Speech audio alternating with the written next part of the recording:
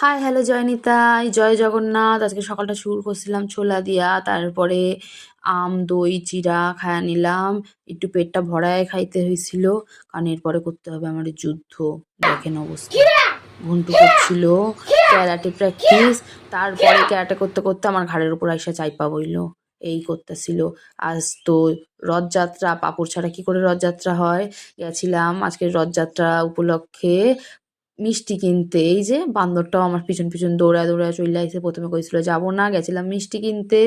আগে তো আমার এই জগন্নাথ বাবুরে খাওয়াইতে হবে, তাই আগে ওরে খাওয়াইয়া এই মিষ্টি কিনে নিয়ে বাড়ি ফিরতে ফিরতে দেখি একজনের বাড়িতে এরকম একটা ফুল হয়েছে। কি সুন্দর না লাগতাছে, জানি না এই ফুলটারে কি কয়। তারপর বাড়ি চইলা এলাম, আসতে একটা ছোট্ট একখান পেয়ারা হয়েছে, যেটা আজকে জগন্নাথ দেবরে দেবো বইলা ভাবছিলাম।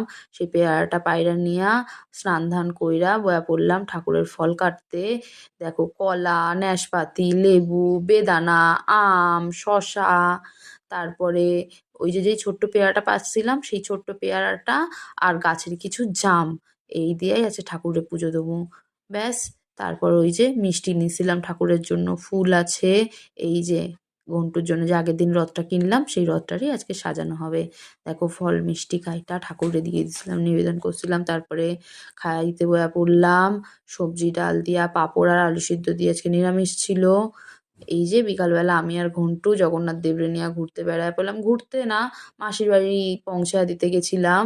সাথে কিছু বাচ্চার সাথেও দেখা হয়ে গেল। এই যে তারপর আমরা যাচ্ছিলাম জগন্নাথের মাসির বাড়িতে, দুজন ম্যাচিং ম্যাচিং জামা কাপড় পইরা। এই যে এখানে কে বসবে বলো তো, পরের ভিডিওতে দেখাবো। বাড়ি ফিরা আমি আর ঘন্টু আইসক্রিম খাইয়া নিলাম, বাড়ির জন্য নিয়েছিলাম। উমা দেখি এই মদন আইসে বাড়িতে, আইসক্রিম তো খায় না, আইসক্রিমটারে ঘুরাইতাছে। তবে এর আইসক্রিম অনেক বেশি পছন্দের। রাত্রিবেলা খাওয়া নিলাম ম্যাগি, এটাই ছিল রাত্রিবেলার খাবার। তার আগে একটু খাইছিলাম হচ্ছে এই যে মহাপ্রভুর প্রসাদ। এই প্রসাদ যে গ্রহণ করছে সে তো জানে এর মর্ম।